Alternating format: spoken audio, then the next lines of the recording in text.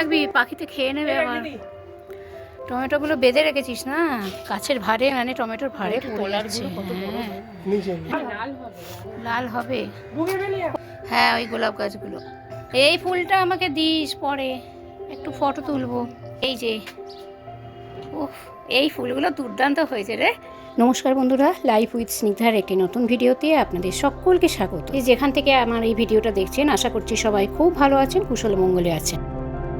হয়নি আসলে, তোর তো রোদটা পাচ্ছে। এমা এটা এরকম পড়ে গেছে কেন? এ বাবা, এরম দিয়ে দিস। একবার যদি আমাকে দেয়, দুবার নিজের রাখে। কি সুন্দর। এমা এটা তো ফেড হয়ে যাচ্ছে রে। কি আজ সকাল থেকেই বিস্তর তাড়া, কারণ আজকে শিবরাত্রি।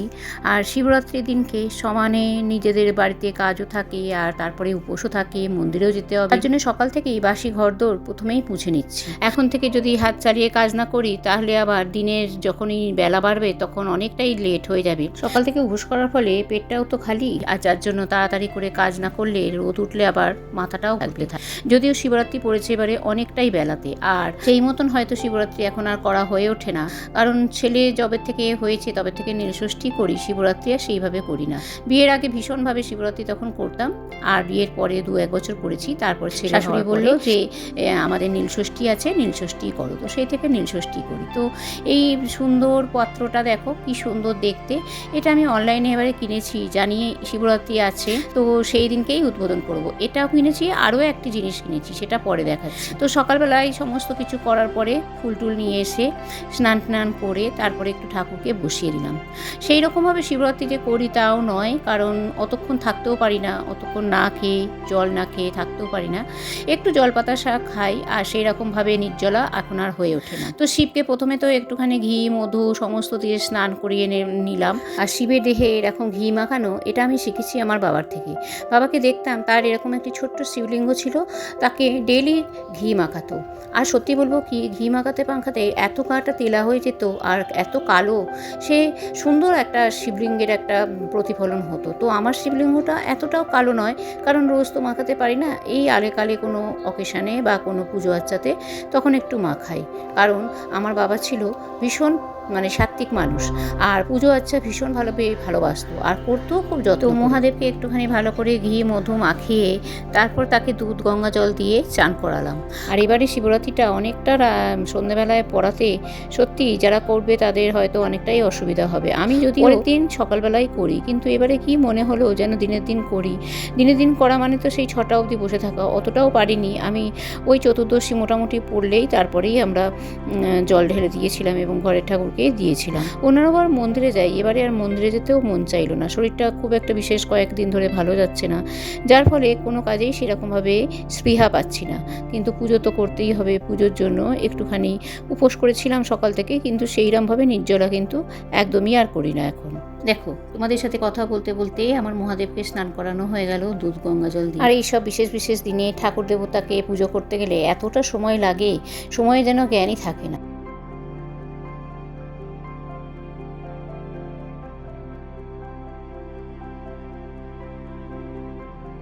আর সত্যি কথা বলবো কি, এই সময় পুজো করতে আর সুন্দর করে ঠাকুর সাজাতে বেশ লাগে। তারপর একটু হলুদ চন্দন করিয়ে দিলাম। এটাকে কি বলে, তোমরা যদি একটু নাম জেনে থাকো বলো তো, আমার এই মুহূর্তে মনে পড়ছে না। তবে দেখেছি সমস্ত পুজোতে এরকম একটুখানি হলুদ চন্দন দেয়, চন্দন গুঁড়ো পাউডারের মতন আর কি। তো বেলপাতা দিয়ে সেইটাকে রাঙিয়ে সুন্দর করে পুজো করে নিলাম। আর পুজোর পরে একটুখানি ছেলের জন্য একটু রান্না করেই চলে যাব আমাদের বাড়িতে। আগে ছোটোবেলা যখন পুজোর উপোস করতাম, তখন আমরা বান্ধবীরা সবাই মিলে একসাথে পুজোর উপোস করতাম এবং সারা রাত জাগতাম। যেহেতু গ্রামে আমার বেড়ে ওঠা, সেই কারণে গ্রামের মন্দিরগুলোও ভীষণ সুন্দর করে সাজাতো। আর এখনকার এই শহরের মন্দিরগুলো তো যেন সেই মেকি মেকি ভাব, কোনোটাই যেন নিজের মন থেকে হয় না। আর এতটাই সাজায়, সেই সাজানো যেন মনে হয় যেন কোনো বিয়েবাড়ি সাজানোই হয়েছে।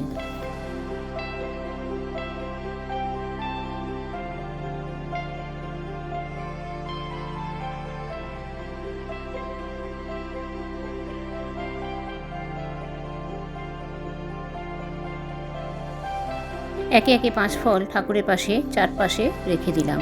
আর এই যে পাত্রটা দেখছো, এই পাত্রটা গত বছর আমি যখন তারকেশ্বরে গেছিলাম সেখান থেকে নিয়ে এসেছিলাম। এমনি একটা ছোট একটা পাত্রে থাকে প্রত্যেক দিন যেটাতে আমি পুজো করি, তবে বিশেষ বিশেষ দিনে এই বড় পাত্রটি একটু বার করি, যেহেতু দুধ গঙ্গা জল দিয়ে অনেকটাই বেশ জায়গা লাগে, অনেকটাই পরিমাণ হয়, সেই কারণে এই পাত্রটা তখন বিশেষ বিশেষ দিনে বার।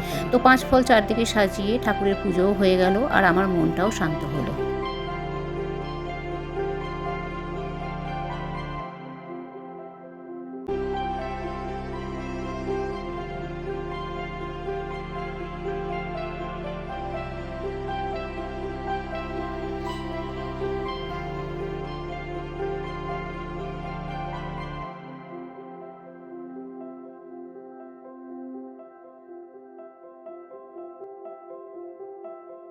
এই যে নতুন একটা পোড়ামাটির ধনুচি মতন কিনেছি, ভেতরে ওই একটা ছোট্ট এখন মুচি মতন ধুনো পাওয়া যায়, সেটা ভেতরে দিয়ে তারপরে উপরে এরম চাপা দিয়ে দিলে চারদিক দিয়ে এই সুন্দরভাবে ধোঁয়া এরমভাবে চলে আসে। এত ভালো জিনিসটা যে কি বলবো, এই জিনিসটা আসাতে যেন পুজোর পরিবেশটা বা পুজো করার ইচ্ছাটা যেন দ্বিগুণ পরিমাণে বাড়িয়ে দিল। আর সব থেকে বড় কথা, আগে যখন ধুনো দিতাম চারদিকে ঘরে ধোঁয়া ধোঁয়া হয়ে যেত, কিন্তু এই জিনিসটা আসার পরে এত সুন্দর গন্ধ বেরোয়, আর ধোঁয়া তো একদমই হয় না। তারপরে একটুখানি রান্না টান্না যা একটু করার ছিল করে তাড়াতাড়ি করে যাচ্ছি মায়ের, কারণ ওখানে মা আবার আমার জন্য একটু পরোটা তরকারি এইসব বানাবে। নিজের জন্য আর এখানে কিছু করলাম না, ছেলের আর বাবার জন্য একটুখানি কিছু করে দিয়ে তারপরে তাড়াতাড়ি করে বেরিয়ে পড়লাম। তাও প্রায় সন্ধে হয়ে যাচ্ছে। মন্দিরগুলো কি সুন্দর সাজিয়েছে দেখুন। আর ওই দেখুন একটা সামনে নন্দী মহারাজ স্বয়ং হেঁটে হেঁটে যাচ্ছে। হঠাৎ করেই আমাদের এখানে এরমভাবে আসে দুপুরবেলায়, কোনো খাটাল থেকে বা এর থেকে সেরে দেয়, সেখান থেকে অনেকগুলো, আজকে তো দুটো, কোনো দিন একবারে পঙ্গপালের মতন দঙ্গল বেঁধে যায়। এত সুন্দর লাগছে। তো সামনেই নন্দী মহারাজকে দেখে লোভ সামলাতে পারলাম না, খুব ভয়ে ভয়ে গায়ে হাত দিয়ে একটু প্রণামও করে নিলাম। সে আবার একটু মাথা তুলে তাকালো, ভাবছে বোধহয় কিছু খেতে দিতে আসছে, কিন্তু আমার তো দেখে বাবা ভারী ভয় হচ্ছে, যদি শিং দিয়ে গুটিয়ে দেয়। খুব আস্তে করে হাত দিয়ে ছুঁয়ে প্রণাম করে তারপর পাশ দিয়ে চলে গেলাম বাড়িতে। কাজ করা হচ্ছে। এ নাও, চলে এসেছি শিবরাত্রির দিন মায়ের কাছে। মা এখনও খাইনি, চিন্তা করো, এখনও খাইনি। খেয়ে নিতে পারতে, খেয়ে নিতে পারতে। সে কাজ, তার লাগানো হচ্ছে ছাদের মধ্যে, তারগুলো অনেক দিন আগে ছিঁড়ে গেছে। আর এই দেখো গাছগুলো তো খুবই সুন্দর হয়েছে।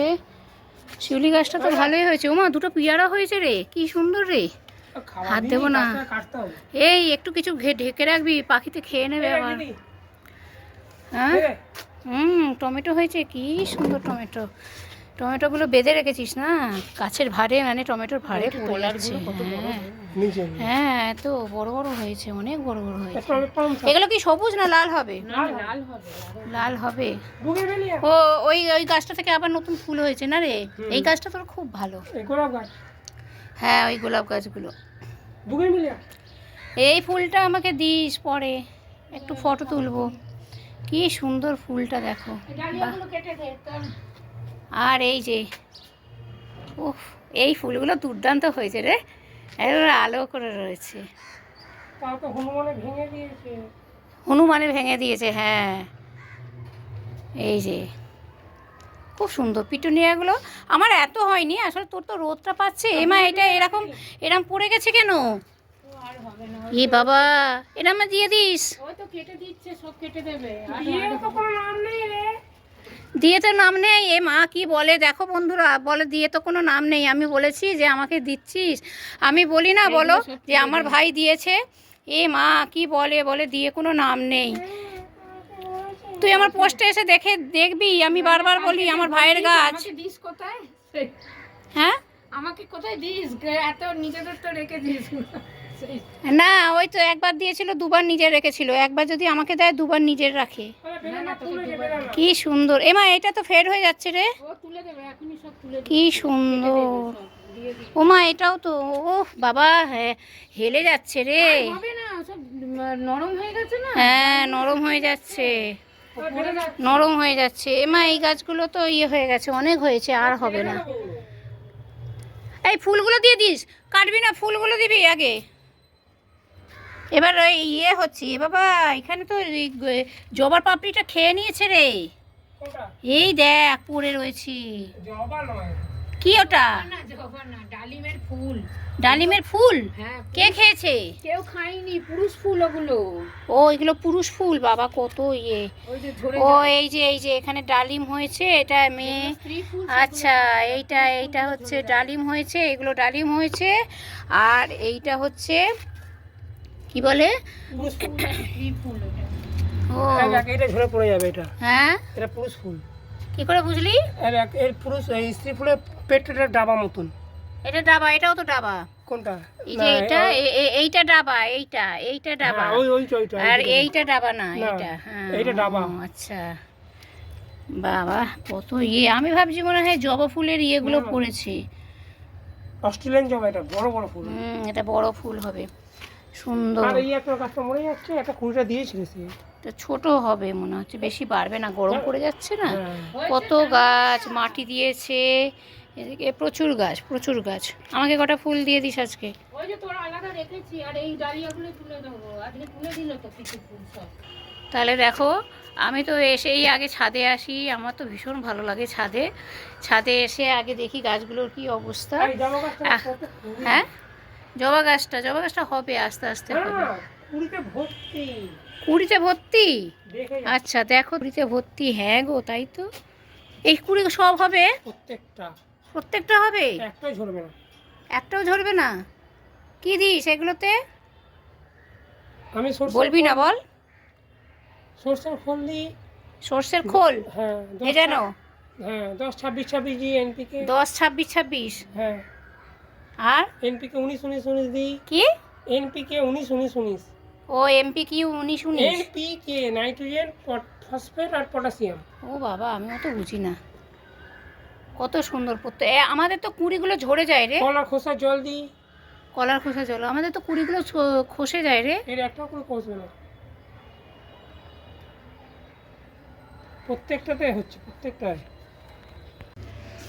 আর এদিকে দুটো পেয়ারা হয়েছে, পেয়ারা গাছে। আর হয়নি ভাই? ডালগুলো সব কেটে দেবো, এগুলো সব কেটে দেবো। ডালগুলো সব কেটে দিবি? কেটে দিলে কি হবে? কেটে দিলে আবার নতুন নতুন ডাল বেরোবে, সেইখান থেকে পেয়ারা আসবে। শিউলি গাছটাও বড় হয়ে গেছে। দুটো পেয়ারা কি করবি? হ্যাঁ, দেখে তোকে দেবো। তুলসী পাতার মঞ্জুরি পড়লে আমাকে দিস একটুখানি। আমাদের হচ্ছে কচুরি না, পরোটা না, কড়াইশুটির পরোটা। এখন বাজে প্রায় 6টা, না 6টা হবে না? মাও আমার জন্য না খেয়ে বসে আছে, আমার একটু আসতে দেরি হয়ে গেছে। তো এই যে কচুরি হচ্ছে, পরোটাই করতে বলেছি, পরোটা হচ্ছে। আমার তো এখানে দিয়েই দিয়েছে একটা, গরম গরম একটা খাবো আস্তে আস্তে। অনেকটা সন্ধে হয়ে গেছে, চলো খেয়ে নিই। উপোসের পর এরকম পরোটা আর আলুর দম খেতে বেশ ভালো লাগে। তবে নির্জলা উপোস তো করিনি, আমি তো বললাম। তার জন্যই পুজো টুজো দিয়ে একটুখানি খাওয়ার ব্যবস্থাও ছিল। খাওয়া দাওয়ার পর আবার চলে আসছি আমাদের বাড়িতে।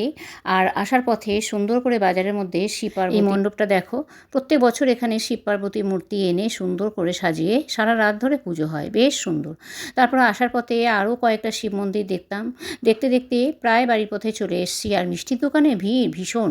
মিষ্টির দোকানে আজকে প্রচণ্ড ভিড়, কারণ সবাই তো পুজো করবে, উপোস করবে, মিষ্টি দিয়ে পুজো দেবে, এইসবের জন্য একদম মিষ্টি দোকানে ভীষণভাবে ভিড়। তাহলে চলো, বাড়ির প্রায় কাছেই চলে এসেছি। আর ভিডিওটা আমি এই পর্যন্তই রাখলাম। কেমন লাগলো ভিডিওটা অবশ্যই জানাবে, ভালো লাগলে একটা লাইক করে দেবে। আর সবাই খুব ভালো থেকো, সুস্থ থেকো। ফিরে আসছি নতুন একটা ভিডিওতে, নতুনভাবে। সবাই খুব ভালো থেকো, সুস্থ থেকো। আর তোমাদের আগামী দিনগুলো আরও সুন্দর কাটুক।